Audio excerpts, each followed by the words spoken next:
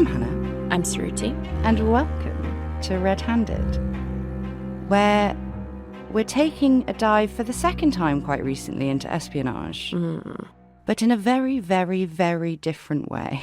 I know so little about what we're going to talk about. I didn't know either. I knew vaguely, but my impression of it was only The Men Who Stare at Goats. Sure.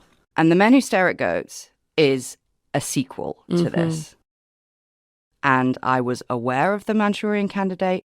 I've now watched it, the Frank Sinatra one, and that was kind of it. Oh, and also Zoolander, of course. But yes, it's utterly terrifying. And I've been astonished by the amount of Americans I've spoken to about it. And they've been like, you what? Well, that's definitely me. I'm definitely a you what in this situation. And I've only seen the 2004 Manchurian Candidate. Oh, okay. With Denzel. Yes. And the entire time I was watching it, I do have to admit, I watched it with my dad and he was like, why is it called Manchurian? Because Manchurian chicken is a dish served in India. I can tell you why it's called the Manchurian Candidate. Manchuria? Yes, I had to look it up. So this is how little I know. So this is well and truly, you are leading the Manchurianly blind into this episode. Okay. So let's go. Well, I've read many books, and I think I'm going to believe in myself. I did a headstand in yoga last night. I can do anything. I believe it. I will be able to answer your questions. Let's go. If you want to find out if Jane Fonda is being brainwashed by international insurgents, is your victim the Viet Cong? Is it the KGB? Or is it Jane Fonda? A tricky question that will be bounding around your brain over the next 2 weeks. Can an international espionage agency under the perceived threat of communist powers act with impunity upon its own civilians? Yes. They do, but should they, No. is the question. No, but yes. In other words, is it good enough to say, well, we thought our enemies were doing this, so we did whatever the fuck we wanted, including endangering our own citizens? And I think this is the big question, is that, like, what is enough evidence?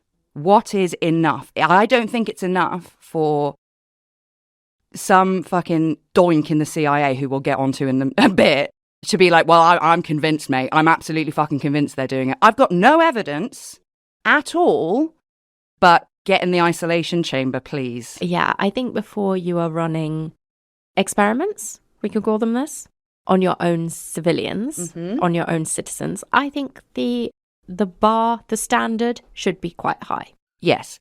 Without their consent is the key thing. Yes. Also.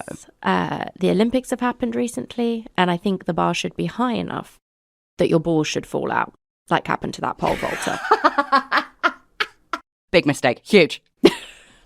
So yeah, what does count as enough intelligence to give a state-run faculty carte blanche to administer mind-altering pharmaceuticals to their own taxpayers without their consent? Because that is what happened. Gotta see some balls. Balls. I want balls on sticks. Balls on pole vaults. Balls on pole vaults. That's really hard to say. Balls on pole vaults. You know, my hand tattoo got accidentally lasered by my laser hair removal lady, which I don't care. Carissa, I love you. I got it redone the other day, and instead of where the fingernails are, I got an M for Mabel. But I'm a bit concerned it looks like a pair of balls. Well, secret MKUltra agent over here. She's the Manchurian Candidate. I was looking at Delicious. it. Delicious. Is it the McDonald's M? And I was like, oh no. They're going to sue you. It's balls. Oh no. It's fine. I think it's fine. I know it's not balls. That sounds like a cover-up for the doink at the... I know it's not balls, but I'm going to tell everyone it's balls on pole vaults so that we can get this shit going. Yes, exactly. We don't have the answer to any of these questions, but we are going to try over the next 2 weeks to explain to you why we are asking these questions in the first place. And there are several places that we could start this week, but we've chosen Dachau. Didn't see that coming, did you? Dachau, if you don't know, go to school, was the first concentration camp ever built by the Nazis. Hold on, hard-hearted Hannah. You might be thinking, what on earth does MKUltra have to do with the Nazis? I hate to break it to you, my little bratwurst. MKUltra has everything to do with the Nazis. After the Allies won, they had a new problem to deal with. Fascism was out, but communism was now in. Boo! And the Americans in particular were definitely not down with it. Famously, they adopted an any anti-communist motherfucker is our motherfucker attitude, which meant that a lot of Nazis were granted American citizenship. Not just any old Nazis, naturally. Important ones who were probably eyeing up the rat line to Argentina anyway. This happened because the smarty pants of Washington, D.C. heard on the grapevine that the Nazis had been conducting all sorts of experiments on the prisoners in their internment camps. We all know about Mengele, but he was far from the only one. Dachau specifically was the home of human mind control experiments. And the Americans wanted to know what the Nazis had discovered in the death camps and classify it before the Russians got a whiff. So began Operation Paperclip, a program that swapped Nazi knowledge for a United States passport. It is very hard to say Operation Paperclip without smiling, if you don't know what it is. Yeah. Ignorance Operation is bliss. Paperclip. Oh, it's horrible. I mean, yes, it's very horrible, but without it, no fucking moon landing for you. No. And a very whimsical name. Yes. There are a lot of whimsical names coming up this week. So the Operation Paperclip system was created whilst the Nuremberg trials were going on. Oh, America. We're going to be saying that a lot. As the United States, at Nuremberg, told the world at large that scientific research, even in wartime, needed to be conducted according to unshakable, internationally applied moral guidelines, behind closed doors, they were doing exactly the opposite. During the Third Reich, the SS were experimenting with all sorts at Dachau and bases just a few miles away, and they did it for years. Everything you can think of was inflicted on the prisoners there. And the SS, being the SS, took meticulous notes as they watched the prisoners die.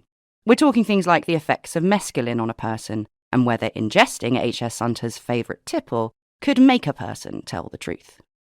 They also had a look at how to crush a human to death in a pressure chamber, whether a person could fly, and of most interest to the US Secret Service, how to covertly administer pharmaceuticals to an unwitting victim with the aim of controlling them completely. As far as we know, the Nazis never made use of any of these techniques in the field. The SS were never confident that a person's mind could be totally commanded by another, no matter how much you fucked them up with mushrooms. But Washington was interested nonetheless. So they set up the Office of Strategic Strategies to see if they could crack what the Nazis hadn't. The OSS is like... Sounds so fake. Yes, I know. I wouldn't even say parent. It's the older, not as well equipped or funded cousin of the CIA. Okay, I see. But it's also very strategic, naming it the Office of Strategic Strategies. It's like, have you seen the film In the Loop? No. So it's like the film version of The Thick of It. Oh, no, you have shown me that. Yeah. Yes, we watched it together. And in that, it's like, we have to find the war committee. It'll be named something really boring, and it's the Future Planning Committee. I feel like they're not even trying, though, with the Office of Strategic Strategies. But anyway, this is what was set up. And on the other side of the world, the Dachau doctors were charged with the newly coined crimes against humanity at Nuremberg, and a lot of them were hanged. Very few of those men showed any remorse for what they had done. Hitler's own doctor stated that a toll of human lives was a necessity when changing the world. These men were sentenced by a panel of exclusively American judges. After the trials, watched by the world, concluded, the Nuremberg laws were codified, and they included the following. When it comes to scientific experimentation, there must be full consent of the subjects, and the research must only be conducted if the results are deemed to be fruitful to society, and there is no other way of achieving said results other than human experimentation. I get what they're trying to do, but who deems what's fruitful? So basically, after Nuremberg, basically everyone, not everyone obviously, and even the ones who agreed didn't fucking do it, but it was agreed that even when a country is experiencing a national security risk, there have to be limits. The USA publicly and loudly applied this policy in 1946, and they've never actually rescinded it. But as the USA signed on the dotted line, their government employees were poring over the Dachau research papers to see what they could steal. Washington had absolutely no intention of upholding the vow they had just taken. Very soon, the OSS, as it would become known for short, not only rejected the services of our girl Virginia Hall, see previous episode for full information on that, And my wrist. they got bang into the mescaline business. The OSS would eventually become the CIA. The agency had actually been studying the effects of marijuana on interrogation subjects for some time. They would administer an ultra-strong indica to unsuspecting victims to see what beans they might spill. It's really interesting that I've cut all of this down so much because there's so much information. But they decided that the best way to give someone a fucking full whack of really strong indica without them knowing was to inject it into a cigarette with a syringe when they weren't looking. Jesus Christ. You're just going to go to sleep. I'd just go to sleep. You're not going to get any answers out of me. Now, a little bit of sativa, I'll be talking all day. But anyway, I don't know. I don't know what I'm doing. I don't work for the OSS. So anyway, these victims, or research subjects, were actually 12 members of the Manhattan Project team. And this weed wrong turn put them all in hospital with the megavoms. That's fucking horrible. I know. And all of the nuclear beans that they had hoped would come spilling out everywhere stayed firmly in the can. Yeah, it's executed terribly, but it's quite an interesting idea of like the Manhattan Project people are their people, but they're working on something so top secret that they could compare and contrast what they were saying. And we'll talk about this a lot, but the big thing that is a problem when you are drugging people and trying to get the truth out of them is that you can always get them to talk, but you will never know if it's true. This is the problem, right? If somebody is fucking doped up to the point that they are throwing up, are you going to trust what they're saying? It's like torture. You can torture people and they'll fucking tell you everything you want to hear. Is it true? The OSS weren't just interested in interrogation tactics, though. They were looking for any way at all to break an adversary's spirit. One quote-unquote success that the OSS had after researching the cultural values of the Japanese was the invention of a poo bomb that they would get children to set off behind unwitting Japanese soldiers. And so they would be so ashamed they would defect, is the idea. And they called this lavatorial innovation. Who, me? What? I know. So it's a bomb filled with feces? It's full of feces smell. Oh. Like a stink bomb? Mm-hmm. Fun, fancy and farts aside, the OSS were most interested in the discovery of a truth serum that could be used to get any person to expose adversarial state secrets. It's the same thing of torture doesn't really work. How can we get round that? As the world turned, allies became enemies, and more crucially, enemies became allies, and the United States decided they need to change the way they played the war game, because they just weren't getting anywhere. The Cold War was uncharted territory for the entire world, but espionage was reasonably new stuff for Washington. They only got their underhanded tactics training wheels in the early 1940s. Subversive government policy was almost seen as unconstitutional. Guess who grabbed their saddle and gave them a big push? Luckily for the Americans, the cloak and dagger trade was positively old hat for us Brits.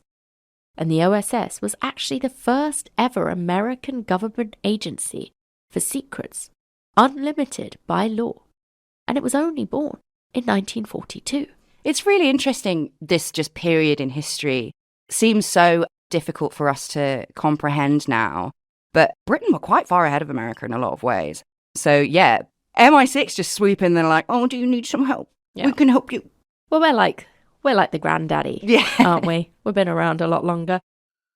So the OSS, in its nursery years, raised a lot of babies who turned out to be pretty important men. One of those babies was Richard Helms. Remember that name because he will come up a lot. Helms started his career with the OSS during World War II, and becoming the Director of Intelligence was in his stars. His stars, as usual, were made very twinkly by his privilege. He went to prep school in Switzerland. I have tried so hard to confirm or not confirm whether he went to the same school as Osama bin Laden. Let's just say it's true. Yeah, and Kim Jong-un, all of them. And he actually interviewed Hitler himself for the United Press before Helms turned his hand to covert operations. As Richard Helms soared through the ranks, he became the most important cheerleader of the need to master mind control, his mantra being, "Once at war, to reason is treason." Catchy. It is. He loves a catchphrase, that man. I mean, we are but simple creatures. I feel like a little rhyme goes a long way.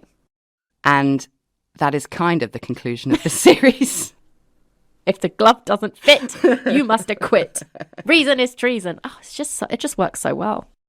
So maybe reason is treason isn't the sentiment of what makes a true patriot, but that is truly, deeply what Mr. Richard Helms believed. Helms, who looks just like Richard Nixon, by the fucking way, look him up, had seen the world overtaken by charismatic yet neurotic psychopaths, and he was convinced that their brains were the way to undo them. Which might seem obvious these days, but before the rise of the real dictator, no one really cared about the behavioural sciences at all. But the OSS, Helms, and the CIA thought the little-known ologies could lead to a totally new way to fight and win hearts and minds. Or, even better, destroy them with control. Now this idea had been realised that the brain was the answer, the OSS had the task of figuring out how to do it. As a species, we've always been obsessed with controlling the brain. Frankenstein was published in 1818, long before spies were getting nuclear scientists off their nut and asking them questions about fission. And in a world where mind-blowing scientific breakthroughs were happening at a pace no one could have ever conceived of pre-war, who was to say that the dream of controlling the brain couldn't come true? In pursuit of this all-American vision, the agency hired the torturers from both Nazi and Japanese concentration camps to lecture CIA operatives on how to kill children with sarin gas. They informed them how long it took for the children to die, what dosage was needed, and how to disperse the poison into the air. And sarin gas is still very much around. Sarin gas, though, was old news by then. The CIA just wanted the fascists to get to the sleeper agent stuff. By 1947, the CIA had spent millions on researching drugs that could possibly turn people into zombie assassins. On a philosophical but also neurological level, for that to work reliably, the ability to totally own a person, body and soul, would need to be uncovered. If it was possible, such a technique would not only be useful in interrogating the enemy, it would also be handy to let loose on your own spies. Spy handling is a difficult task and an ancient art. The art of war has a whole chapter on it. This is something I hadn't considered, is that to get a spy is hard, to keep them is even harder. So there is also the potential for an army of super spies that will not crack. Yeah, wow. You can see why it's so, alluring. It's like the holy grail of international espionage. And I think also, we have to remember that this was during the Cold War, right? This is during a time where paranoia is heightened beyond belief. The threat of communism versus capitalism, that was a real fear. So I think it's very easy to look back on it and being like, this is all fucking batshit. But it really does make sense. And also, it's exactly as, you've put in the script. Technological advances were happening at such a pace. Things like the space race, it was all on. It was all to play for. So the idea that a country like America wouldn't have been ambitious enough to go after this makes no sense. It is completely rooted in the DNA of that country to want to go and be the first to innovate on this. So I get it. I get how this all happened. And the CIA weren't the only ones contemplating the reality of actual mind control. The plebs were too. Public interest really peaked concerning the possibility of brainwashing after the trial of someone called Joseph Medinsky, the highest-ranking Catholic official in Hungary, who, in 1949, was convicted of treason of the highest order and given a life sentence. On the stand, the man of God appeared to be glazed and distant, and he gave an almost unbelievable confession, as if he was being controlled by an unseen force. Western buttholes all clenched at once. Had the commies cracked it? I will say, Joseph Medinsky, when he was convicted, is old as shit. I think that might have had something to do with it. Anyway, everybody was very worried that creating a Manchurian Candidate might actually be possible, and worse than that, it looked like the Soviets had got there first. Do we need to take a pause to explain the concept of Manchurian Candidate? I think you should, because I'm still thinking about gobi Manchurian. Delicious. Originally a book which was published in 1959, and the Frank Sinatra film is like 1963 or something, so it's very quick afterwards. And essentially, Frank Sinatra and all of his mates were at war, and they come back, and Frank Sinatra keeps having this really weird dream. And I think it's really well done, because it's like, you know, when you're in a dream and there's a person, but they're in the wrong place. And they capture that so well. Yeah, stunning. So, long story short, it's not a spoiler. The film is 100 million years old.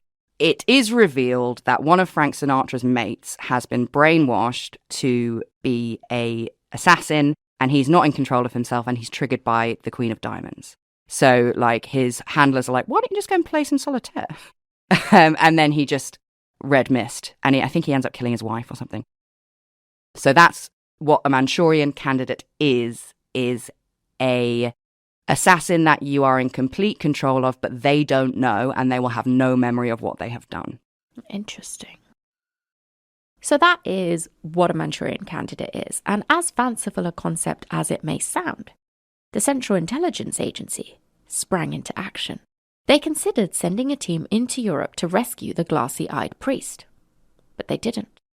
Instead, they decided that hypnotism, a scientifically scoffed-at medium, was their best bet, and the use of it was approved across the board. Hypnotism is very interesting. I looked into it briefly. It's like 1800s it's first come up with, and it was called mesmerism. And then everyone was like, ha, that's so fucking stupid. And then it bounced back in like 1940-something, presumably in line with everyone trying to contact their boys who are at war, etc., mediumship, la la la la. So it was making a bit of a comeback, but I don't think that we'd quite got to the point of like, hypnotism stopped me smoking. So whether it was proven or not, the CIA go full force with hypnotism, and they also threw the polygraph in there too, for good measure. By 1951, this project had a name, another very whimsical name, Project Bluebird. Bluebird's task was to improve interrogation tactics at all costs. Their holy grail was a truth serum, and they were allowed to do anything they wanted to try and find it.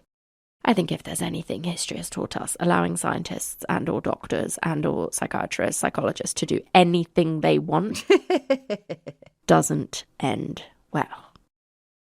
An interrogation team was put together using psychiatrists, polygraph experts, and, controversially, hypnotists were given unlimited funds.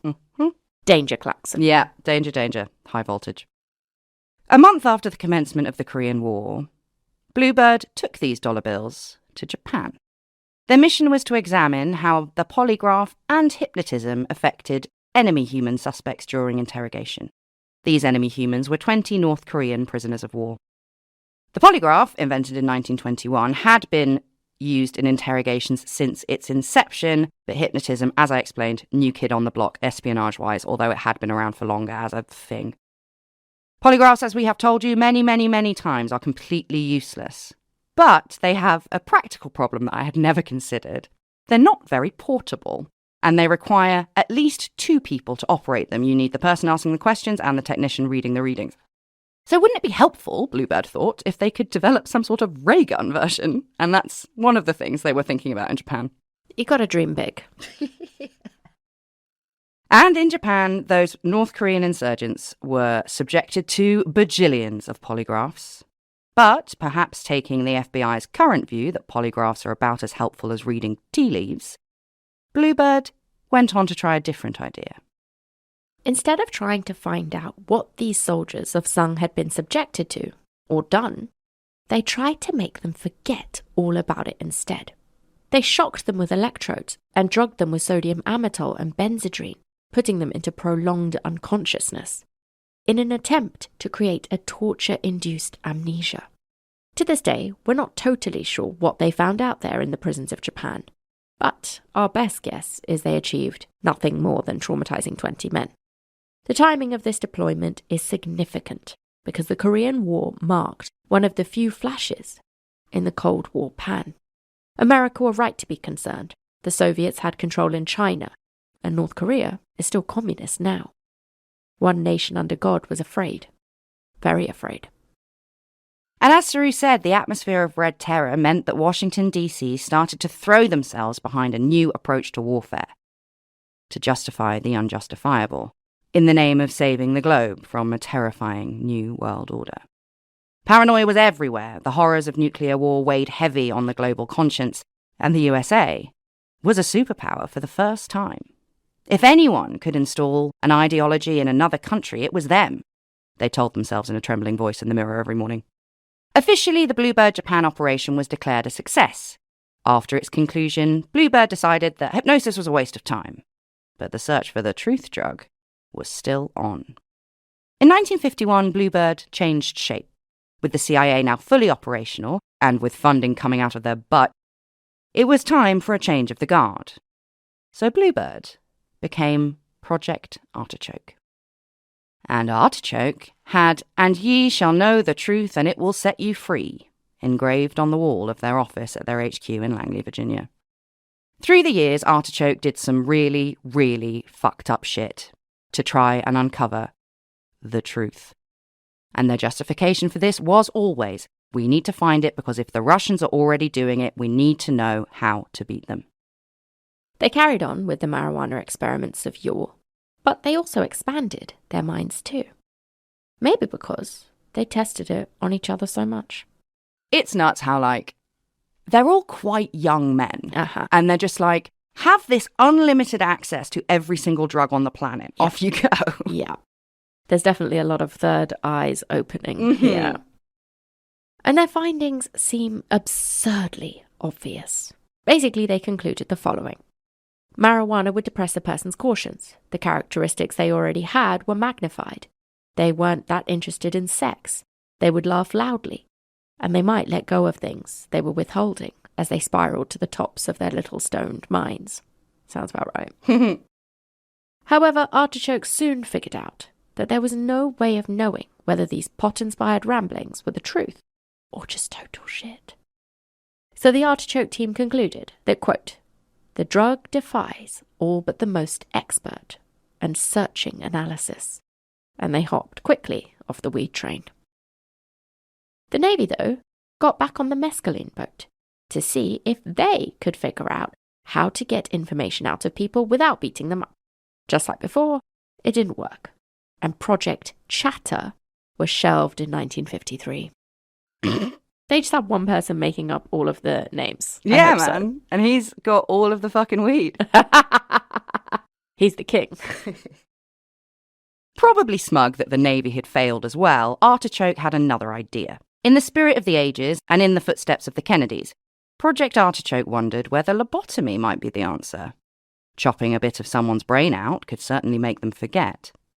But it doesn't exactly let you get state secrets out of them, and it also didn't seem like a viable option to make someone a competent assassin. See our Patreon bonus on lobotomies, upcycled in December 2022. Surgical brain scrambling wouldn't do the propaganda machine any good either. But again, would those pesky Russians be saying that? Or would they be swinging ice picks all over the place?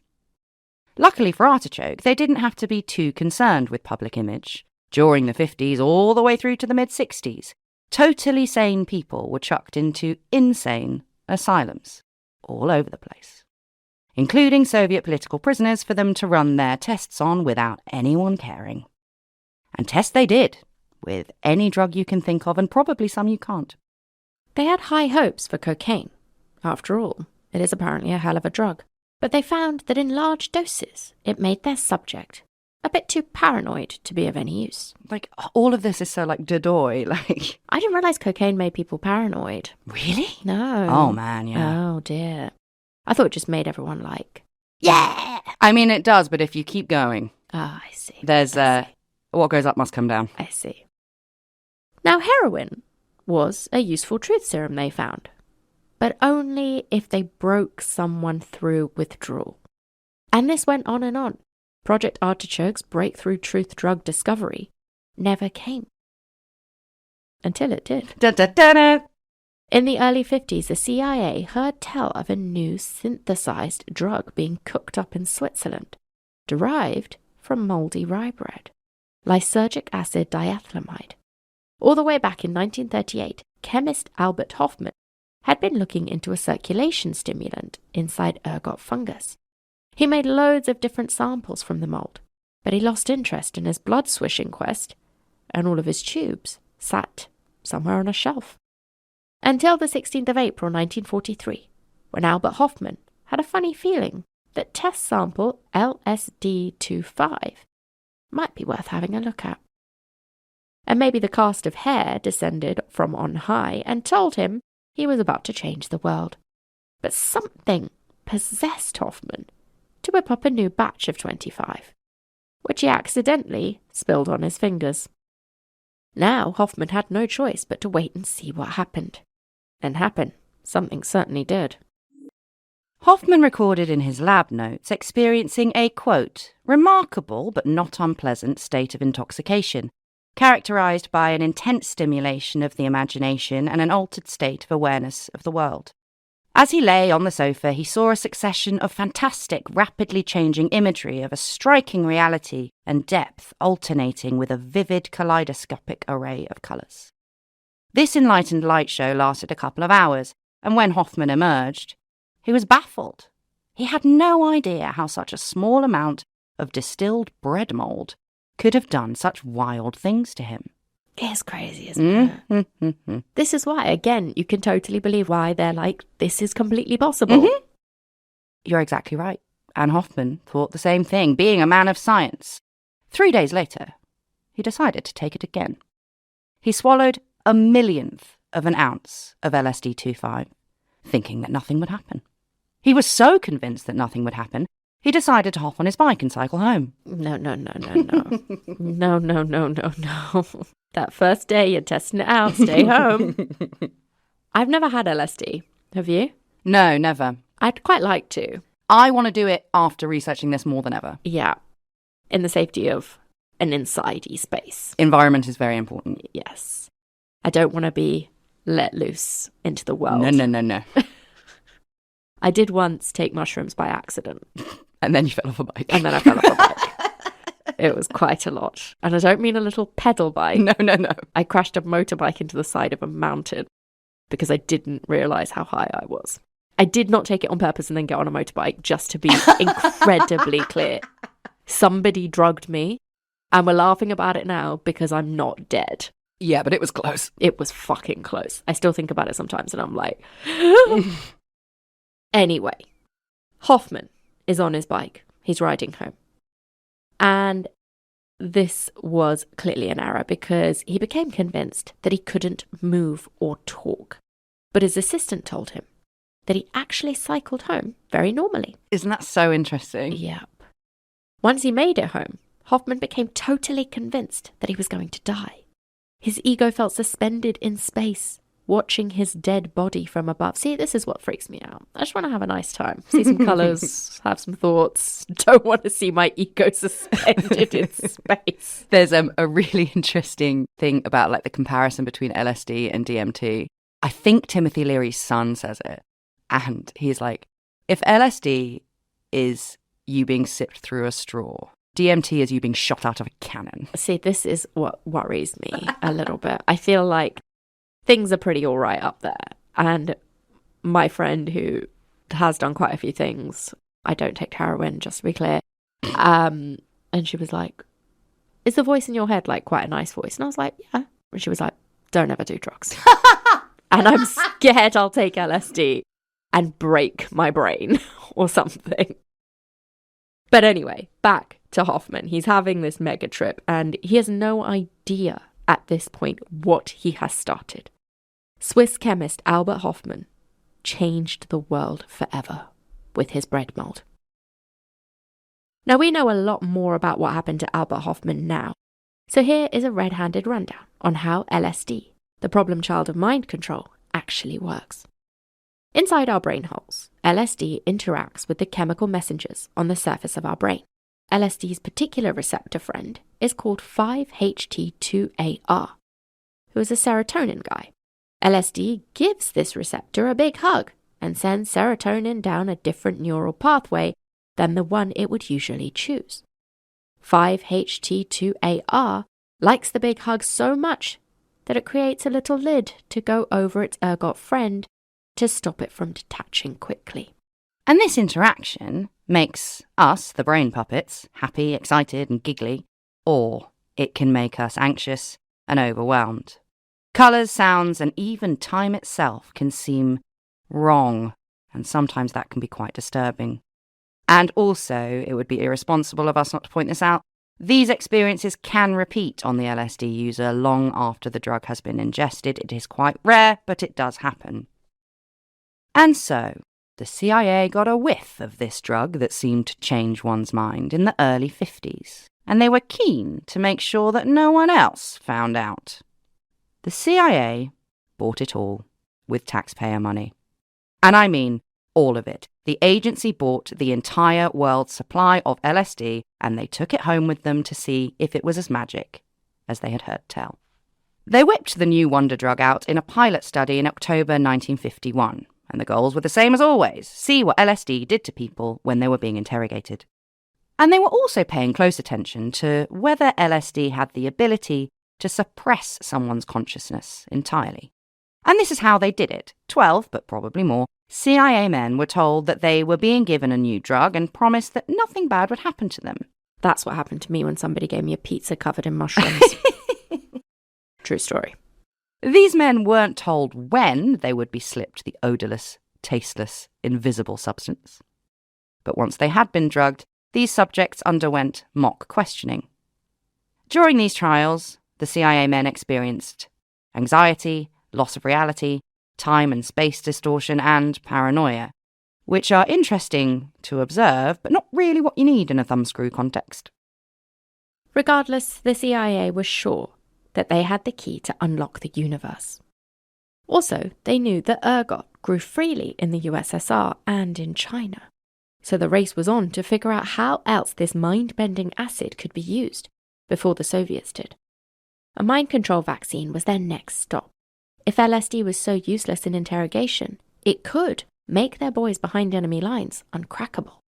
Or maybe a wiped mind could be rewired with LSD to implant a foreign ideology. The CIA weren't the only ones with the blank sheet brain idea. This thought experiment was being mirrored in the non-espionage medical field. Neurologists had identified that LSD appeared to mimic the symptoms of schizophrenia. If they could figure out why, then maybe they could cure the most terrifying disease of the mind. This connection has been strengthened since then by various studies showing that LSD has little to no effect on the schizophrenic brain unless it is administered in enormous doses. Many a neurologist and psychiatrist were ruminating upon this idea, but one got there first, and I hate this guy. President of the Canadian, American, and eventually World Psychiatric Association, Ewan Cameron, knocked out patients at mental hospitals and penal facilities for months at a time. Then he pumped these people full of LSDs, sometimes for 77 days on end, and he would electroshock the shit out of them to recondition them into wellness. Without their consent, may I add. Cameron would keep these wards of the state, remember, they're in prisons and they're in hospitals, they're supposed to be being looked after, in isolation rooms for weeks, and he would play tape recordings from speakers hidden in their pillows as the walls of reality slipped away from them. Jesus. He's a fucking piece of work. Almost all of these unwitting subjects were black, and some of them were paid in heroin for their participation in these studies. Yeah, to clarify. Some people were already in hospitals for some reason, and then there'll be like a psychiatric wing. And then they said, oh, well, if you want to go over to the psychiatric wing where the food is better and you can listen to your own music, just do this study. Nothing bad's going to happen. And when you're done, we'll pay you in heroin. And when Cameron is confronted with that years later, he was like, that was just how the system works, nothing to do with me. And may we remind you that the entire world's supply of LSD at that time was owned by the CIA. They were the only people in the world who could have given it to Mr. Ewan Cameron. That makes these experiments on American citizens state-sponsored. What's more is that Ewan Cameron was on the board of judges at Nuremberg, giving it the big I am about the non-negotiable ethical boundaries of human experimentation. May have been their supply chain that Cameron had tapped into, but the CIA were not interested in curing schizophrenia. They were only concerned with sane people and what could be done to them. And we just cannot go any further without introducing you to the doink. The CIA's poisoner-in-chief, Sidney Gottlieb.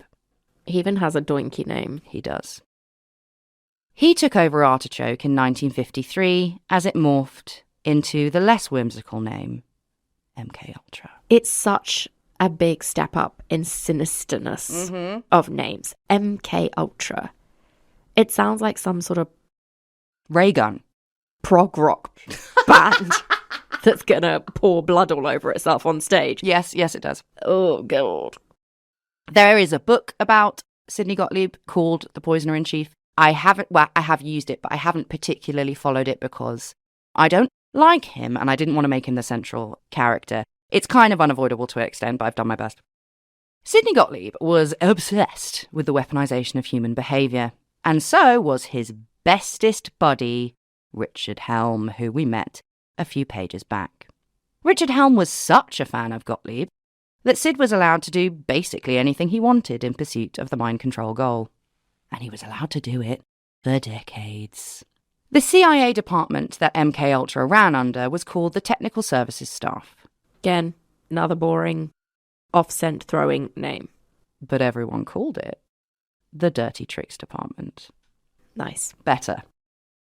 Interestingly enough, Sidney Gottlieb was Jewish, I believe quite Orthodox. Had his parents not emigrated to the States from Central Europe before the Reich, we can't say where he would have ended up. How he squared building on the work of the Dachau doctors is a trip in itself. But there are plenty of odd things for us to look at about Sidney Gottlieb. He took great pride in his talent for folk dancing, despite his club foot. He lived with his family in a converted slave cabin and later in life built one of the first solar-powered homes in his area. And every single day of his life, Sidney Gottlieb got up at the crack of Christ to milk his goats, all the while planning how LSD could dominate the planet. It's nice to have interests. He has them, and he talks about them a lot. He's got a lot of hobbies, this man.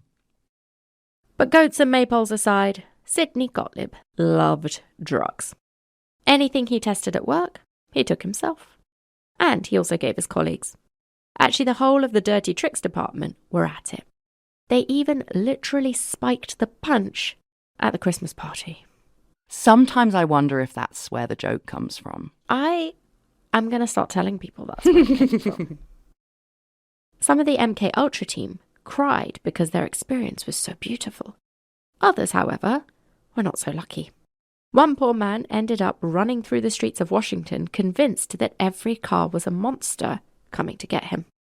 He was found by his colleagues hours later, cowering under a fountain. I wonder if they had, a designated searcher. A designated maybe. Spotter. I don't know why my brain went here, but I thought you were going to say, I wonder if they had a big net. The designated spotter has a big net. And while that all sounds pretty crazy, this wasn't that novel behind CIA cover. Bluebird and then Artichoke and then MKUltra had done loads of experiments on prisoners of war, insurgents, and even their own staff. Yeah, it's really not that, strange. Yeah. Just another day at the office. Mm-hmm. But Gottlieb had a new plan, arguing that the conditions of these studies couldn't translate into the real world. Richard Helms approved this plan, and Gottlieb was given free rein to administer LSD to unwitting American citizens. Abhorrent, obviously, but it's made worse by the fact that the CIA are not allowed to conduct operations at home. Their beat is international operations only. Domestic duty is the FBI's job. One of the many reasons that the CIA and the FBI have never been on each other's Christmas card list. I didn't know that. I didn't know there was such a clear divide. Yeah, no, it's like MI5 and MI6, and never the two shall meet.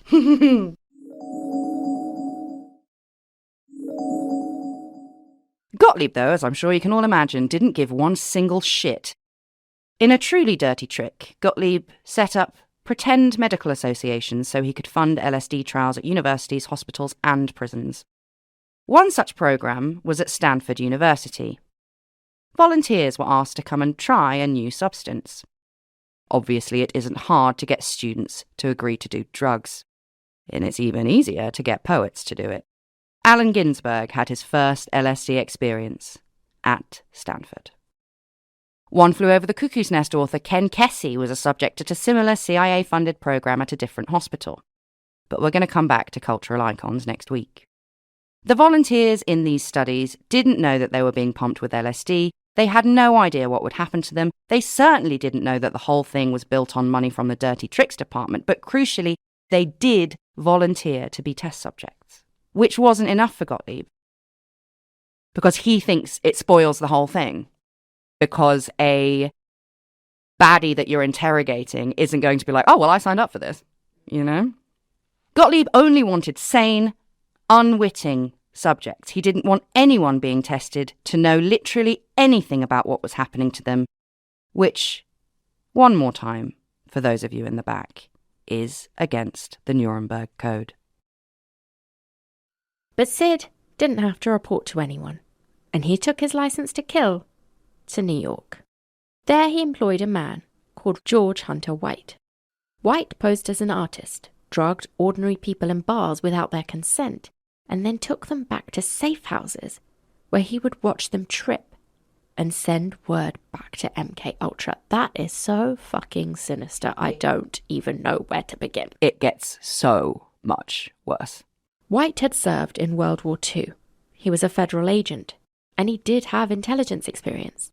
But he was not a scientist. Not that if a scientist was doing this, it would be any better, but he hasn't got a fucking clue what's going on. So the New York operation didn't last long, because it's just a guy running around fucking drugging people. But in 1955, White and his House of Horrors were moved to San Francisco and given the code name Operation Midnight Climax. Pause for effect. Why? They're so fucking extra. You can't. Just stop. But they won't. White's mission, which he accepted with open arms, was to cruise the streets of the Golden City tracking down drug dealers, who he would party with, and then dob into the Narcotics Bureau. White particularly loved to target musicians, and legend has it that he planted drugs in Billie Holiday's hotel room whilst he was high as a kite himself, but that didn't stop him arresting her for possession on the spot. That arrest meant that Billie Holiday couldn't get a cabaret license, and it was a real turning point in her career, obviously, for the worse. And we all know what happened to the lady who sang the blues. Whilst sampling the narcotics that he confiscated by day, by night, White used himself and drank like a fish, and it got the best of him.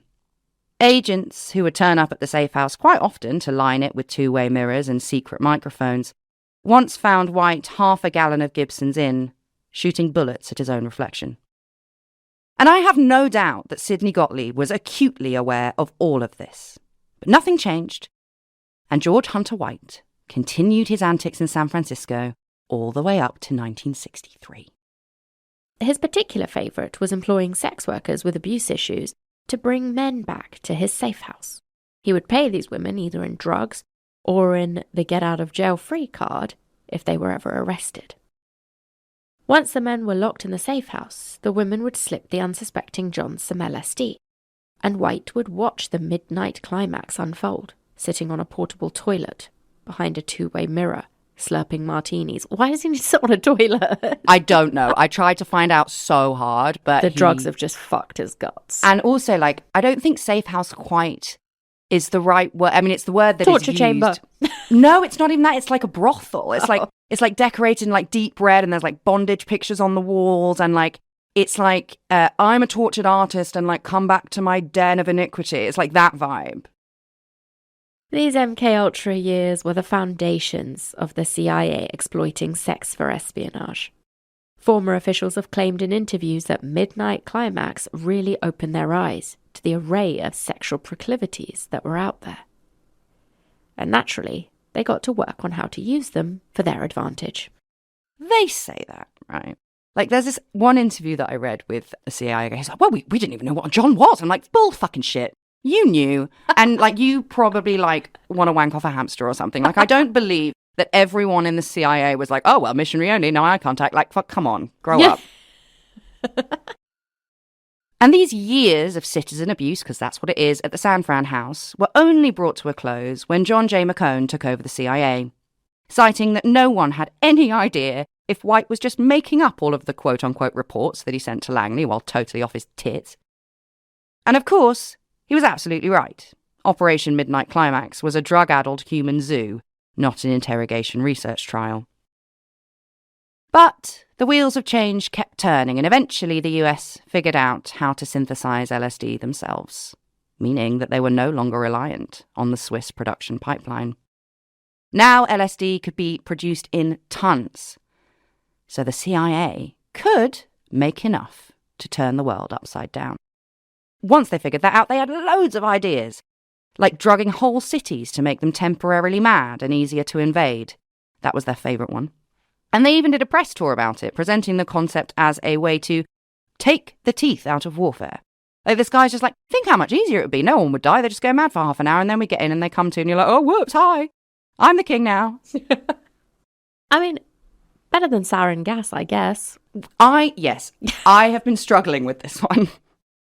This is the thing. It's like Cold War, all of that, etc., etc. And if you're like, hey, we're actually just doing a really ethical way of invading all of these places. We're not trying to, blow your fucking tits off. We're just going to get you off your tits and then we'll invade. Very nice. But just like all of the other things the Secret Service used to try and control the totality of human existence, LSD was just not what they thought it would be. So they just left a trail of confused, traumatized, violated, and very ill people in the wake of MKUltra. And we've talked about the inmates and patients who we know to have experienced horrifying knock-on effects after being slipped LSD against their will and without their knowledge. And some of them, I think about 9 of the subjects of these hospital experiments, have actually sued the state since. Good. Yeah. We're never, ever, ever going to be able to cover all of them. We don't know about all of them also. But before we leave you this week, the end of part 1 of Operation MKUltra, we have to tell you about a man on the inside. Dr. Frank Olson. A chemist by trade, he worked on Artichoke, attempting to hone germ warfare. He is particularly affiliated with an MKUltra offshoot called MK Naomi. It's got to be someone's kid, hasn't it? It just has to. God. I've invented a way of killing people and their skin eats them from the outside in, and I've named it after you, darling. Oh my God. And yes, as Hannah said, their speciality was cooking up airborne botulism and super deadly shellfish toxins that vaccines were useless to protect against. Dr. Olson was an expert in the delivery of disease by air, which, if you think about it, is much more effective than a spiking. Everyone has to breathe. You have no guarantee you can make someone digest. In November 1953, Olson was slipped LSD by Gottlieb himself at a work retreat in Maryland. Everyone there was on it. Some knew, some didn't. But it became very obvious very soon that Dr. Frank Olson was having a very bad time. I believe Gottlieb gave it to him in a glass of Cointreau. I know. So yeah, he is having a terrible time. While other CIA employees in the cabin chatted philosophy until the sun came up, Dr. Frank Olson was convinced that everyone in that isolated cabin was against him. This is what happens when you drug people and they don't fucking know. And your delivery system is a glass of fucking Cointreau. What's happening? Outside of work, Frank was a passionate family man who never talked about his work at home, quite understandably. He had a stress-induced ulcer, which had caused him previously to attempt a resignation. He was talked out of it, but you could argue that he had battled with feelings of isolation, unwantedness, and not being up to the job for some time. And LSG just shows you what is already there. That is complete speculation from me. You don't have to take it with you. The morning after the drugging incident at the Maryland retreat, the mood had soured, and everyone made their excuses pretty quickly. When Frank got home, his wife Alice said that he was totally silent, and it wasn't until their kids were in bed that he said to her, "I have made a terrible mistake." Alice told her humiliated husband that no one was laughing at him, everyone at the agency was his friend. But it made no difference. The next day, Frank Olson went back into the office and offered his resignation once again, but this time he said he wanted to be fired if they wouldn't accept it. And once again, his boss talked him down, but 24 hours later, Dr. Frank Olson was back in that same office, more convinced than ever that he couldn't do what was required of him. It was clear that Frank needed psychiatric attention, but he was sent to Gottlieb's right-hand man instead, who, to be clear, had literally no psychiatric training at all whatsoever. So Frank was taken to New York to speak to an actual doctor, who, of course, had top security clearance. Yeah, I don't think this doctor's going to be particularly objective. No. And Frank was in real trouble. He told the doctor that he thought the CIA were keeping him awake with the old favourite, Benzedrine. This doctor, if we can even call him that, gave Frank a sedative and a bottle of bourbon and sent him off to see John Mulholland. No, not a doctor, but a magician. It's like the great Mesmerino from that Simpsons episode. I also think he's the original spoonbender. Oh. Move over, Uri Geller. I've had to deal with so much fucking Uri Geller shit in the research for this episode, and I haven't included him on purpose because I think he's such a knobhead. So Mulholland was a favourite of Gottlieb. He was also on the CIA payroll because he taught field agents sleight of hand to make their hallucinogenic slippages slicker. Dr. Frank Olson was not impressed by the magic show, and it was decided that he should be sent home for Thanksgiving the next day. But to lighten everyone's spirits, he was taken to see Broadway smash hit Me and Juliet before they went. What the fuck is happening? It's like, it's okay, Frank. Go and look at the singing and the dancing. It's okay. Do you want some more bourbon? So Frank was clearly agitated in the first act. He told his CIA crone chaperones that people were waiting outside the theatre to arrest him. There's quite a lot of schizophrenia in my family, and quite a lot of the stories I have heard from them about episodes is that feeling of there will be someone waiting.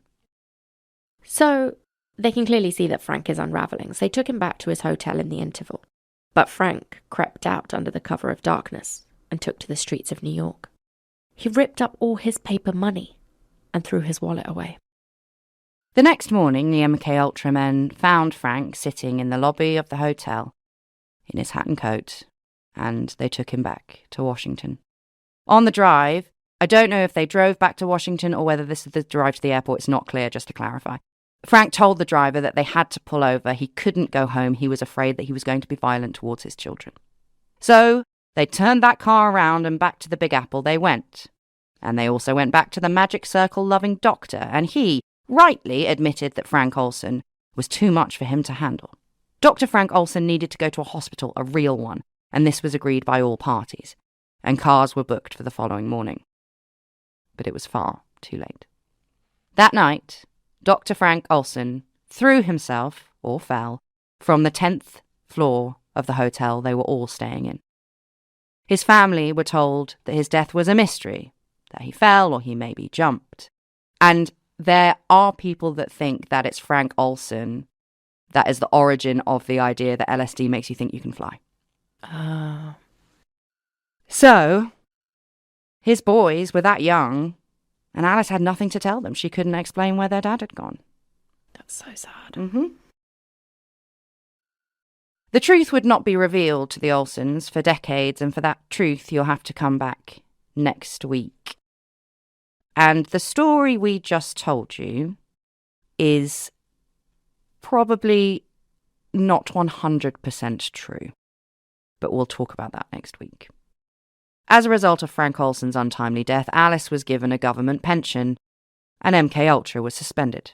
Sidney Gottlieb even had the audacity to go to Frank Olson's funeral.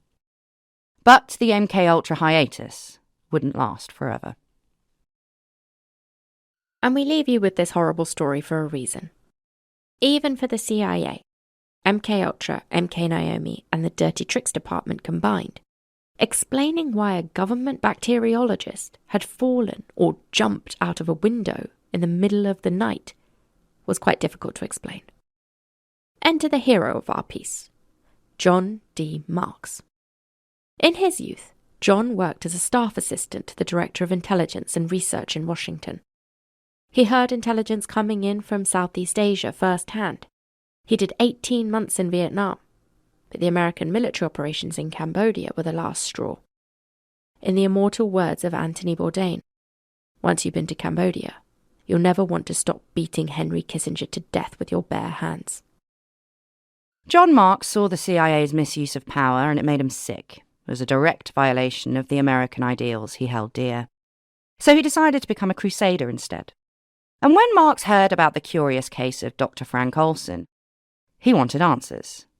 And he had a much better chance of getting them in the US than anyone would here in Britain. Not only because the American press is freer than ours is, but the Americans don't have anything like a State Secrets Act, which here in Britain outlines what we can and what we can't know, and it is a law. Long operating under the suspicion that the CIA's fixation with the cloak and dagger game had led them to abandon their actual duties to their people, John D. Marks submitted a Freedom of Information request to the CIA, and the result of that landmark demand on the Dirty Tricks Department is where we will meet you next week. Goodbye. Stay safe. Don't drink any glasses of Cointreau anyone gives you. I quite like Cointreau. I like Cointreau as like a dash in a thing. Oh, I am not ordering a glass of Cointreau, but if it's the only thing someone's got, I'm like, okay. I'll take it over like brandy.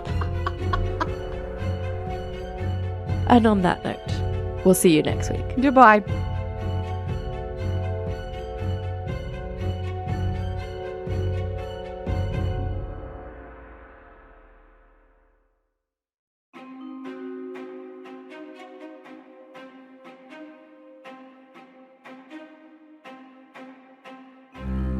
I'm Hannah. I'm Suruti. And welcome to Red-Handed. Have you been drinking Cointreau? Courtesy of the Dirty Tricks Department. If you haven't listened to last week's episode and you continue to listen to this one, that's your fault. So don't say anything to anyone. Or I'll send Sidney Gottlieb, doink of the world, to come and get you. No. Last week we left you with a boring-seeming administrative request from former intelligence employee turned author John D. Marks.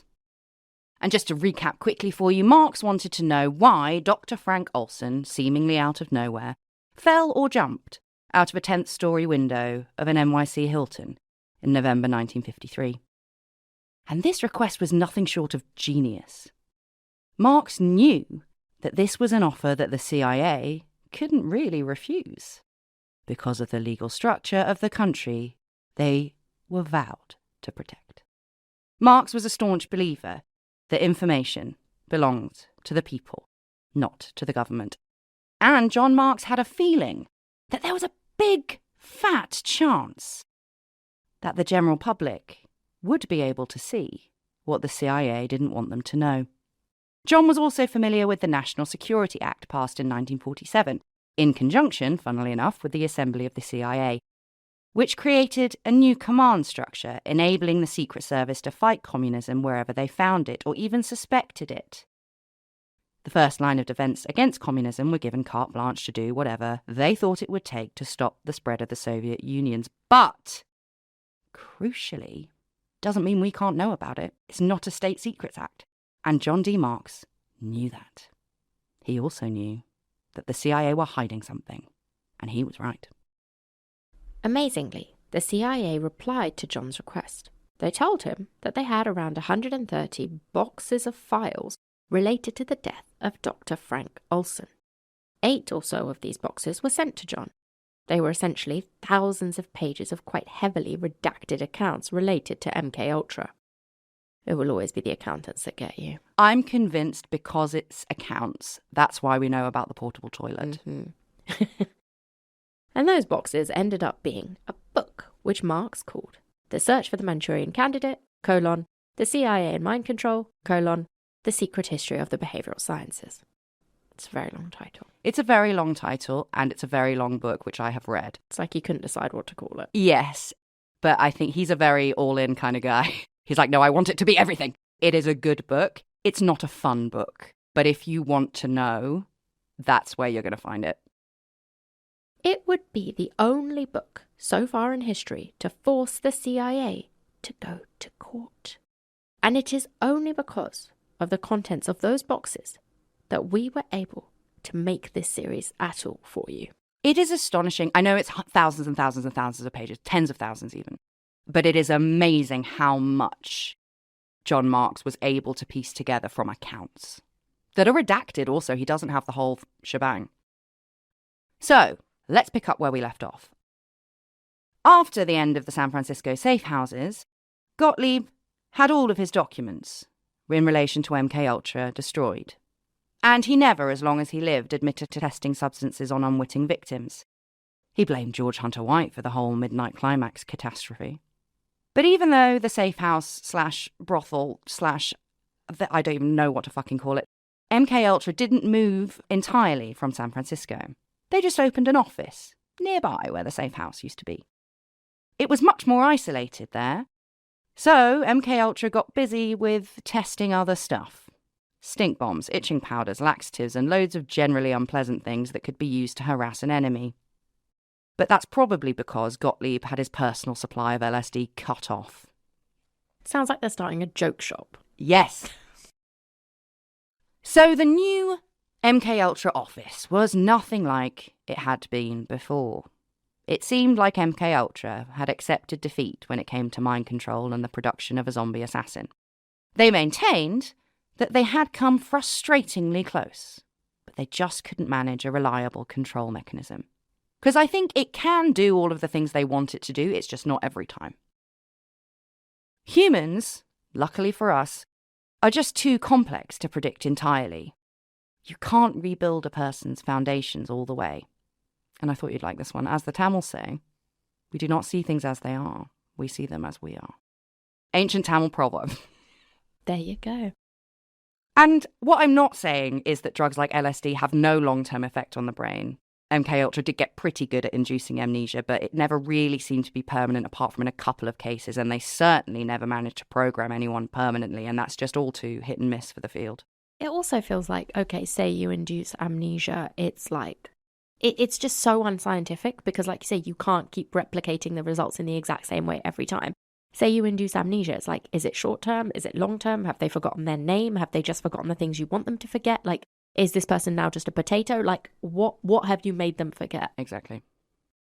So the agency briefly turned their attention, not to potatoes, but mushrooms, which have been ingrained in loads of cultures for millennia. But they found the same problem. Mushrooms are incredibly powerful.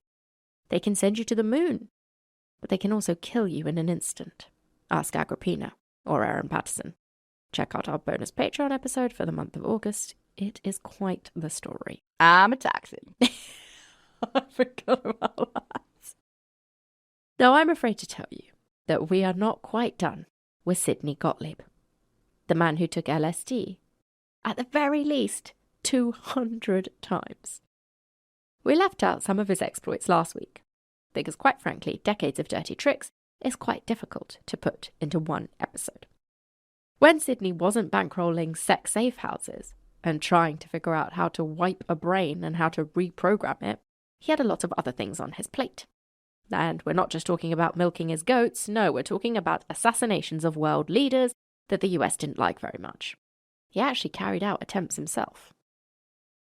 Naturally, he pushed LSD as the solution to absolutely everything, which I imagine in a how are we going to take out Castro meeting wore a bit thin. Still, though, this was his acid dream pitch for getting rid of Fidel. Gottlieb wanted to fill an aerosol can full of LSD and spray it into a radio studio before Castro was due to give one of his rabble-rousing speeches to the Cuban populace. The intent being to send him so mad that he would embarrass himself over the airwaves in front of his subjects and they would all lose faith in him. The plan was not approved. Oh my God. I hate to say it's kind of a good idea. I know. But after this knockback, Gottlieb came up with another plan. To invent a powder that would make Castro's iconic beard fall out. Oh my God. They're really on the humiliation tip, like they've been doing it for like 50 years. So apparently all an agent needed to do to make this happen was sprinkle a toxic powder, invented by Sidney Gottlieb himself, on Fidel Castro's shoes, and then just watch the dictator-destructing disgrace unfold. Maybe it's like that thing where, oh, the thing you're really scared of, you just need to laugh at it, and then all your fear will go away. Like, let's just make his beard fall out. Let's make him act nuts on the radio. Naturally, Gottlieb was desperate to do this one himself, and he did go to Cuba. But the famous facial hair did remain intact, so presumably Sidney couldn't get anywhere close enough to Fidel's footwear. Gottlieb and his minions also concocted poisons to kill Chinese statesmen Zhao Enlai and Patrice Lumumba, the first prime minister ever of the Democratic Republic of the Congo. Gottlieb was actually dispatched for this assassination, but separatist state president Moise Tshombe got there first. Although I wouldn't totally write off the Belgians having had something to do with it. Yeah, like you look into it and like, oh, like he was stopped from getting on a plane and then the police of this separatist state took him off and beat him to death. And I'm like, and who paid them to do that? Now we could spend all day here, but we won't. Gottlieb was nuts and he did tons of nut stuff, but we have bigger fish to fry. Through the sham financial bodies that Gottlieb had set up via MKUltra, the CIA funded a lot more experiments on the mind. The organization was called the Human Ecology Society. Yeah, the Human Ecology Society is the biggest one and the only one we're going to talk about, but there are fucking loads. And ecology is basically, they just coined it as a term meaning like all of the social sciences and also psychiatry. Right. And ironically enough, that is kind of the reason that the behavioural sciences were, at least for a time, taken a bit more seriously. Because they had funding now and they never had it before. Mm-hmm. By the end of the Korean War, 70% of American prisoners of war held in China had confessed to war crimes, or at the very least, called to end American military involvement in Asia.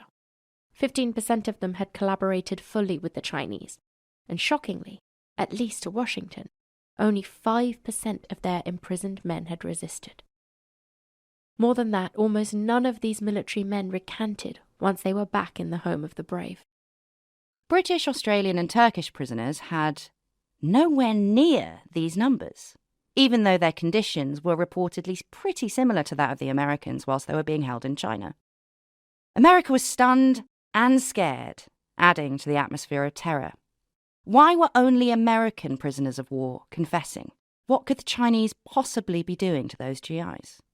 Surely, they had to be brainwashing the American soldiers and the American soldiers only because they posed a greater threat than the other nationalities did. Which I think, brainwashing aside, I can kind of see that as a theory. But I think it is probably more likely that the horrors of war, especially in Vietnam, were unacceptable to even the most virulent patriot. When these statistics were published, it just so happened that the head of the CIA's son was being treated for a brain injury that he had sustained in Korea by a man called Dr. Harold Wolff. Wolff, an expert on migraine and pain management, was commissioned by the CIA top brass to conduct an official study of communist brainwashing techniques. Funded by MKUltra, Wolff formed a partnership with Cornell Medical School. As a part of his study, Wolff conducted experiments with former communist interrogators and former prisoners too. In fact, this study remains one of the best accounts we have on communist re-education. But yet again, it was revealed to the CIA that the communists didn't have a magic plant or drug. Chinese interrogations, although brutal, only relied on intense psychological pressure and exploiting the vulnerability that creates. That's how we've all been doing it, since the dawn of time. Wolff noted that the process was no more spectacular than the way that Pavlov conditioned his infamous dogs. The Chinese had a two-step process. get a confession via conventional means like good cop, bad cop, threats, anger, the usual. Then move the victim to a group cell where they were forced to study Marx and Mao. The road to freedom for all detainees in that group cell was passing the program. So if someone resisted the re-education, they were at the hands of their cellmates. It's the classic divide and conquer. There was not a psychiatrist or a chemist in sight. This method, though, is distinctly Chinese. They have a very collective culture, so their torture methods are informed by that. Things like a group mentality and a sense of mission are specifically Chinese things. The Soviets, specifically the Russians, just very heavy-handed. They don't bother with the re-education part of it, which is, arguably quite Russian. It's not rocket science. It's social science. And that means my degree matters. After the conclusion of Wolf's study, the head of the CIA released a public statement regarding the findings.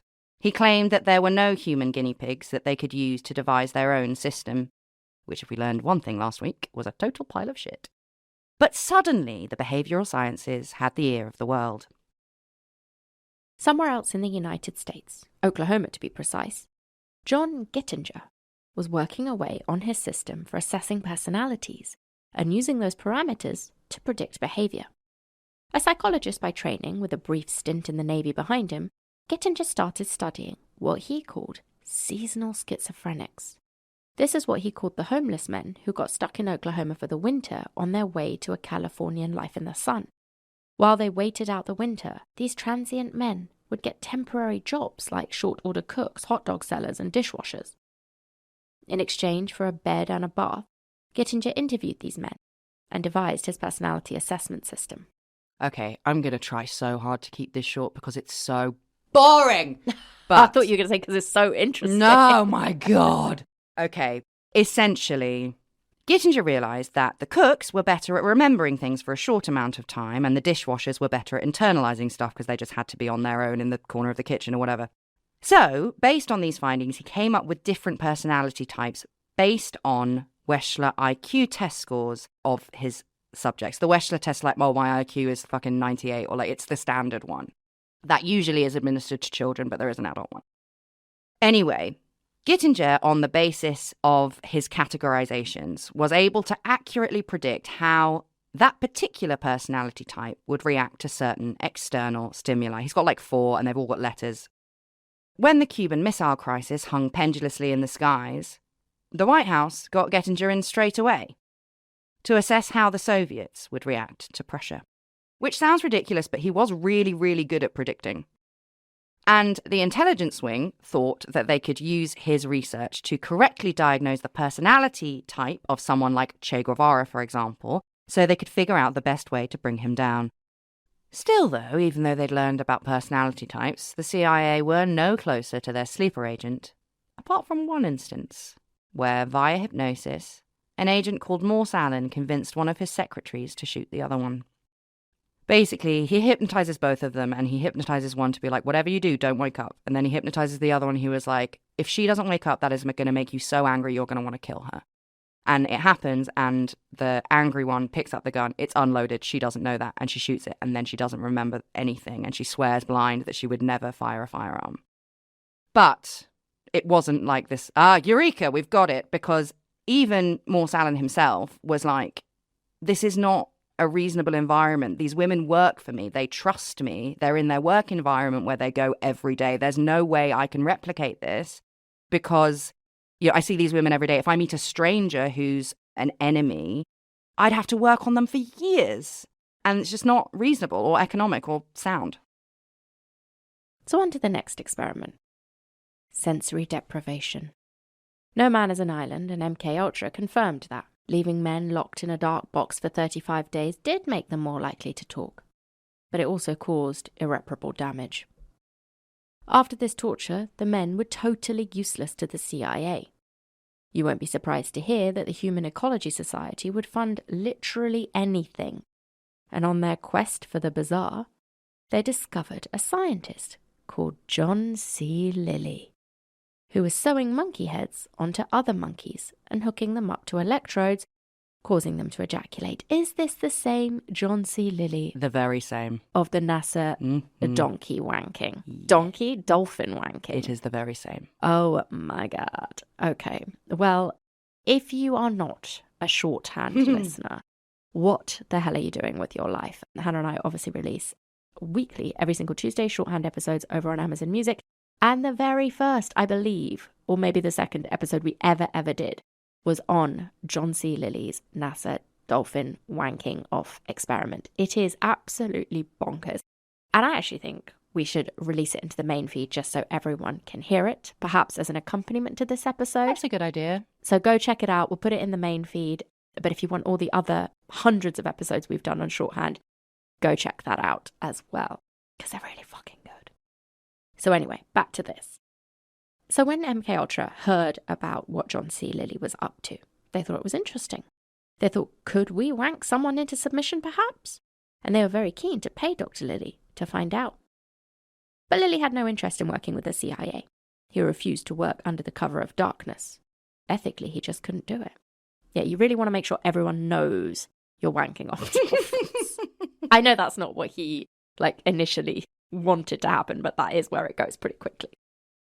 Anyway, maybe that was just because of the countless vials of LSD he had injected into his own leg that changed the way he saw the world. Yeah, he does a lot of acid, John Lilly. Wow. But it all came to an end in 1964.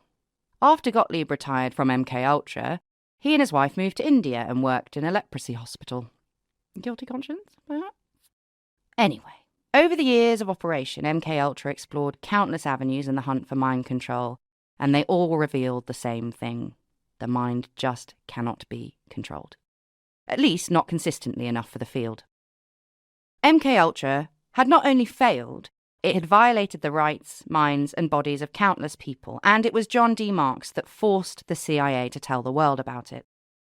Once Marks had finished his damning account of MKUltra's hunt for the Manchurian Candidate, he sent the manuscript to the CIA for approval. Which sounds mad, but it's actually inspired. Everything John D. Marks had written had been collated from information the CIA had sent him freely. After review, the CIA wanted 339 passages redacted from the book prior to publication, and they took Marks's publisher to court over it. First time in history that ever happened. Wow. In the end, only 168 of the requested passages were deleted from the manuscript. The other 171 sections that the CIA wanted blasted into oblivion were kept in. And in a punk-as-fuck move, they were published in bold. Punk, I love it so fucking much. I mean, could you get better PR for a fucking book than the CIA took us to court and we got more than half of the ones they wanted taken out kept in by this book. So yeah, they did this, and that meant that the common reader could see what the CIA didn't want them to know. Specifically because they're printed in bold. A masterstroke that directly led to a Senate inquiry into the intelligence activities of the agency that were exposed by the book, specifically MKUltra. The Senate hearing, named the Church Committee, again, give it a boring fucking name, why don't you, took place in 1975. But you can put your separation of church and state pitchforks down. It's called that because it was chaired by a bloke called Senator Frank Church. Yeah, snore. When I first read that, I was like, it was called the fucking what? No. I thought it was named that because it was like one of those, you don't want to come to this. It's fucking boring. We're talking about God. No. The inquiry's opening address on Capitol Hill was delivered by Ted Kennedy, who, after having got away with murder, was the chairman of the Subcommittee on Health and Scientific Research. Yeah, can't swing a cat without hitting Kennedy. The Church Committee had 2 days to assess the legal abuse of American citizens that had occurred during MKUltra. Sidney Gottlieb dragged himself back from India for the hearing after being informed that his cover had been well and truly blown. Although he did manage to get away with testifying in a private antechamber because he had a heart condition, he said. Suspect, but in the end it didn't really matter. All Gottlieb said was that he'd been assigned the task of finding out whether and how it was possible to modify human behavior by covert means. Conveniently, he had no memory of the San Francisco sex scandal safe houses. And as for defending his legacy of LSD and subversive testing, he wheeled out the old Cold War refrain. The original impetus of the drug and mind control program was the concern that the enemies of the state had got there first. And that is kind of it. The senators on the committee just didn't ask Gottlieb the right questions. They had other Watergate-shaped things on their mind. It was uncovered during the Church Committee that at least one member of US Congress had been placed under surveillance by the very agency that was supposed to protect him. Other members of Congress were on the CIA let's keep an eye on them, they might be a communist list, but hadn't yet been assigned a detail. And the consequence of that was all of the senators on the committee were much more concerned with saving their own arse than finding out about LSD and MKUltra. So they just saw Gottlieb as a state-funded pharmacist and not really that much to worry about. After the Church Committee concluded, William Colby, who had inherited the CIA from Richard Helms himself, told the Times, quote, "I think the family skeletons are best left where they are, in the closet." Well, you would say that, wouldn't you? Those around him have reported that he was horrified by the cesspool that he had been handed, saying he was having a grenade blowing up in his face every time he turned around. Like, you've been in the CIA for fucking years. Like, you know. I don't believe for a second you're like, oh, I'm the king of intelligence now. Oh my God, all of these horrible things have been happening. I had no idea. Colby was firm that his CIA would be nothing like the one of Richard Helms and Sidney Gottlieb. His agents would be international and international only. Richard Helms didn't testify at the committee because after he sacked off the CIA onto Colby, he became the United States ambassador to Iran and fucked off to Tehran as fast as he could. Unfucking believable, isn't it? And as for all the electrodes, the sensory deprivation, hallucinogenic hype parties, programmed assassins, hypnotically induced anxiety, lobotomy consideration tested on unconsenting American citizens, well, they were all just kind of forgotten. But there was one family who was never going to forget. That of Dr. Frank Olson. Alice and her two sons went public, pointing the finger straight at the CIA for causing the death of their husband and father. But again, nothing really happened. I think there was some sort of meeting with some sort of presidential figure, but nothing really happened. And Eric Olson made it his life's work to find out what really happened to his father. Whilst writing The Men Who Stare at Goats, John Ronson paid Eric a visit and found a man convinced that his father, who worked on Artichoke, was actually a good man who intended to bring it all down from the inside. Eric has been told, he says, by some people who worked with his father that after a trip to Europe, Frank Olson had seen and been made to do unspeakable things in the name of national security, and it had tipped him over the edge. Dr. Frank Olson was going to reveal the dirty tricks department to the world, and Gottlieb knew it. And that was the real reason that Gottlieb drugged Frank Olson that night in Maryland, to get him to admit that he was going to rat.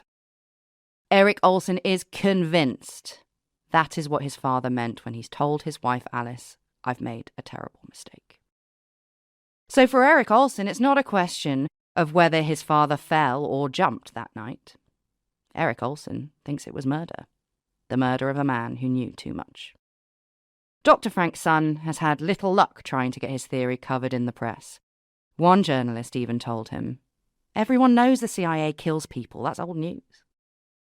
Eric has even met with Stanley Gottlieb himself, who denied homicide, obviously, and added that he destroyed all of the MKUltra papers because he'd become more eco-conscious in his old age. What, like he recycled them? Yeah, literally. Oh my God. And he added to a person he had half orphaned that it didn't matter that the papers had disappeared because it was all for nothing anyway. Oh, well, thank fuck for that. My dad died for absolutely nothing. John Ronson asked Eric if he regretted starting his campaign for the truth about his father's death, and Eric answered, "I regret it all the time." Oh. It's awful. Oh. Unfortunately for Eric and the rest of the Olson family, that journalist was right. No one's interested anymore. I don't know how convinced I am that Frank Olson was who Eric thinks he was. but I can completely understand why he thinks that. Yeah. The Senate, the Kennedys, and the CIA have tried to close this chapter of espionage history and convince us all that there's nothing to see here. But there is something they weren't counting on. The enormous, irreversible, and anti-government effect that LSD had on society at large.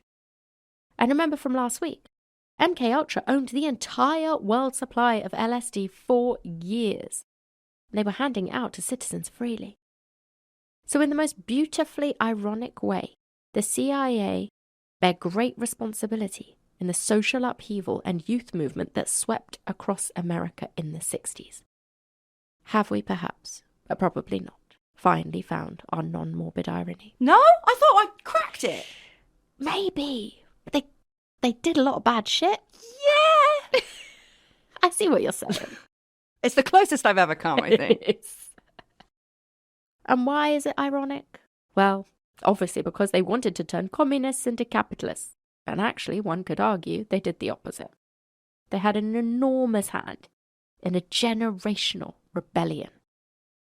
We also mentioned last week that big deal cultural icons from that very movement and beyond were guinea pigs in CIA-sponsored LSD experiments. Ken Kesey, Allen Ginsberg, Robert Hunter, who's the lyricist for the Grateful Dead, to name just a few. And there's also Margaret fucking Mead, she's an anthropologist. I fucking hate her. She was very involved with the CIA, and she wrote a book called Coming of Age in Samoa, and it's one of the original texts that you have to read.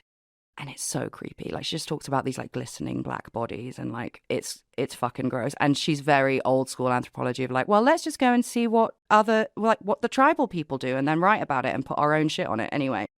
So I haven't included her because I hate her.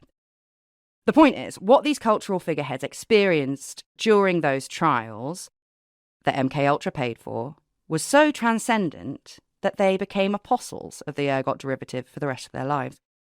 Even head honcho Timothy Leary, counterculture icon and LSD great guru, was first introduced to the substance by Sidney Gottlieb himself. Leary's hallucinogenic head was first turned by an article in Life magazine that told the tale of a couple who had gone down to Mexico to take a bunch of mushrooms. And that little hallucinogen holiday and subsequent article was funded directly by Gottlieb and MKUltra. Leary wouldn't figure that out for years. I bet he was pissed when he found out. He's kind of fine with it. Allen Ginsberg fucking hates it, but Timothy Leary's how far? Well, I'm here now, you know? Timothy Leary led people through trips his whole life, and he managed to figure out what MKUltra never quite managed to sink their syringe into.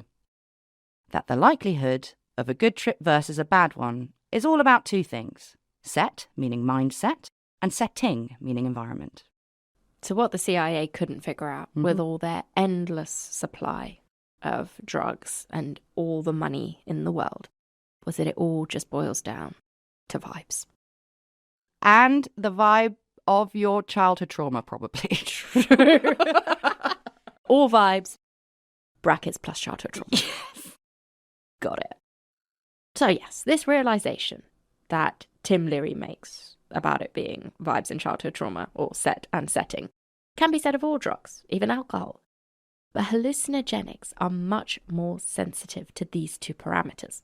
Leary, of course, cannot be reduced to just a trip tour guide.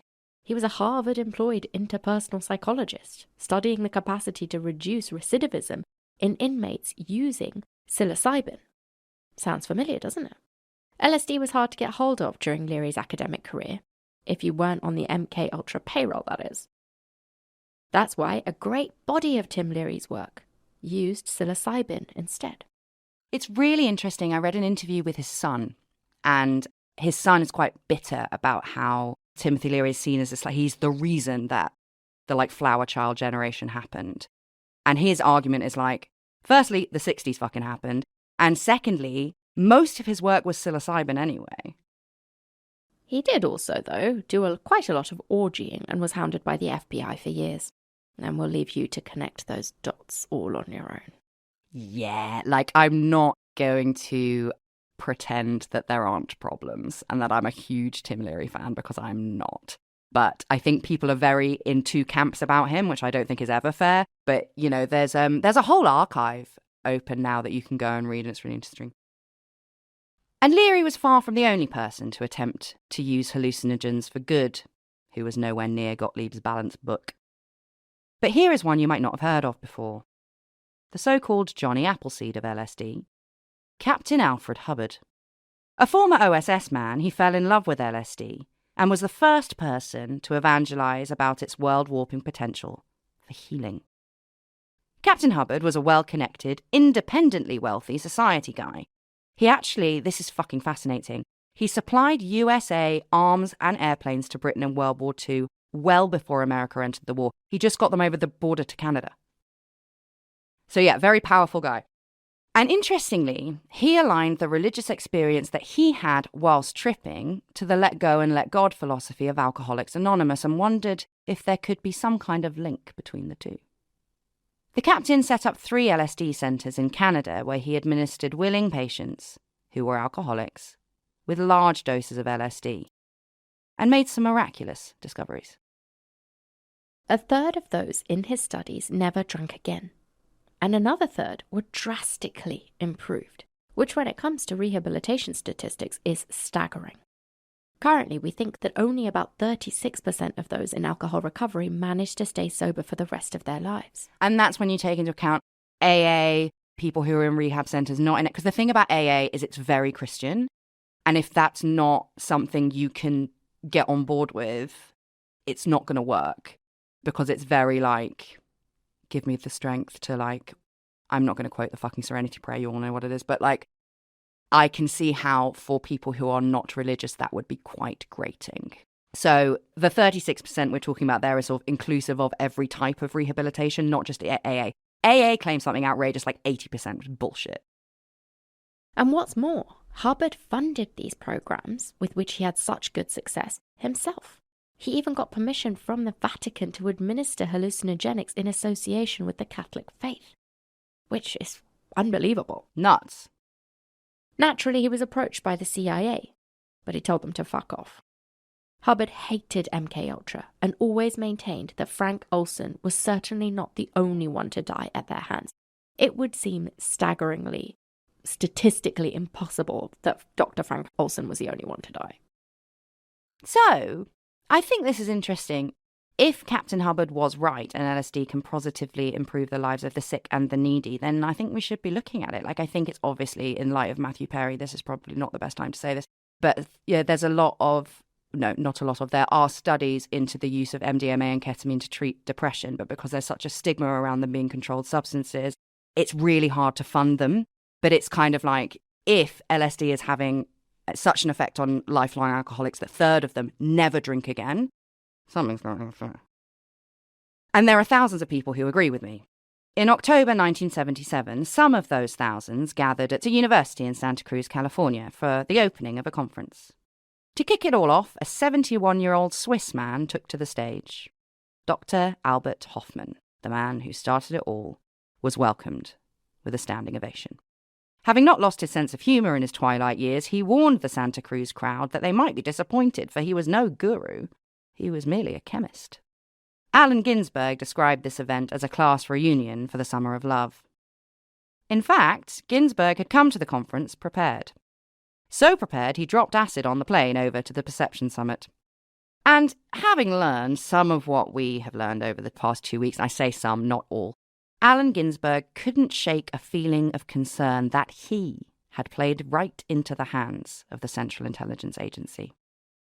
Sat in his seat, high in his head and high in an aeronautical sense, Ginsberg wrote the following. Am I, Allen Ginsberg, the product of the CIA's lamentable, ill-advised or triumphantly successful experiments in mind control? Have the CIA, by conscious plan or inadvertent Pandora's box, let loose the LSD fad on the US and the world? A true disciple of the chemical messiah, Allen Ginsberg sang LSD's praises for years and years, and he was terrified that he had, without his knowledge, done exactly what the CIA wanted him to do. After Dr. Hofmann concluded his 25-year review of LSD, Ginsburg raised his concern with other attendees, but he was met with laughter. Everyone, including Timothy Leary, conceded that the CIA were the start of everything. Espionage absolutely promoted the widespread use of the world warper. But the drug was so powerful, even the Central Intelligence Agency couldn't control it. It was only ever a matter of time before it slipped through their fingers, just like it had slipped onto Hoffman's back in Switzerland all those years before. Knowing what we know now, we think Ginsburg had too much faith in the aptitude of the CIA. Yeah. The same year as the Flower Child reunion, it was written into US law that behavioral research, including bioelectrics, radio stimulation of the brain, decimation of memory, microwaves, ultrasonics, and a whole host of other MKUltra interests, could only be researched inside hospital walls on willing participants. Maybe a coincidence, probably not. So what do we do now? There are undoubtedly elements of MKUltra that are used in interrogation and internment situations today. The most obvious example being sensory deprivation. We don't think twice about a hood being over a prisoner's head. It's used in prisons and internment camps all over the world, but it is relatively new. Whilst its footprints may remain in international intelligence tactics, MKUltra's attempt to use science to solve the problems of espionage at large didn't work. LSD, although the frontrunner for a while, wasn't the answer. Any drug you can name was used in this program, but we specifically connect LSD with MKUltra for three main reasons. Number one, the tragic death of Dr. Frank Olson. Number two, the CIA controlled the global supply of LSD and spread it through their own populace, violating the rights of their own citizens. And number three, LSD's significant contribution to the counterculture movement of the 60s. Does the failure of MKUltra and the Church Committee mean that the CIA or any secret service have stopped trying to devise ways of controlling the human mind? We doubt it. I also doubt that world leaders have got rid of the belief that if the enemy might be doing something, that's enough reason to try and get to it first, ethics or no ethics. Given the wet blanket outcome of the Church Committee, I don't even think use of a country's own citizens without their consent to reach movable targets will ever stop. And I also think that we have to accept that we are all controlled to an extent, which brings us in a wonderful circle from Saruti's comment last week. Suggestion is a powerful thing. The original king of spin, Edward Bernays, built a career on the masses being driven by factors outside their conscious understanding, and thus he famously said that their, meaning us, their minds can and should be manipulated by the capable few. Have you ever eaten bacon and eggs for breakfast? It's because of him. But Hannah, bar cholesterol, that's basically harmless. What's the big deal? Well, look up the role that Bernays played in the CIA-orchestrated installation of a puppet government in Guatemala and then get back to me. But there is a glaring difference. Bernays always concerned himself with the masses, and that's not what MKUltra were looking for. They were after a select, reprogrammable few. MKUltra also wanted those people, those programmable few, to do a lot more than spend 3 months' salary on an engagement ring. Not a dig, that was also one of his. You can sleep easy tonight, even if you did have bacon and eggs this morning. If there is a way to wiping a person's brain and turning them into an unconscious operative, intelligence services haven't found it yet, probably. And also, if they do, you won't fucking know about it, so don't worry. In 1984, George Orwell wrote, "If both the past and the external world exist only in the mind, and if the mind is controllable, what then?" But I just don't think he's got that much to worry about even now. And something my ADHD lady said, she was like, never listen to anyone when they say it's all in your head. Everything is in your head. We are just hormones. That's all we are. There you go. That is a perfectly appropriate place to wrap this up with a little bow. Yeah, there you go. MKUltra. Pow pow. I wouldn't worry about it.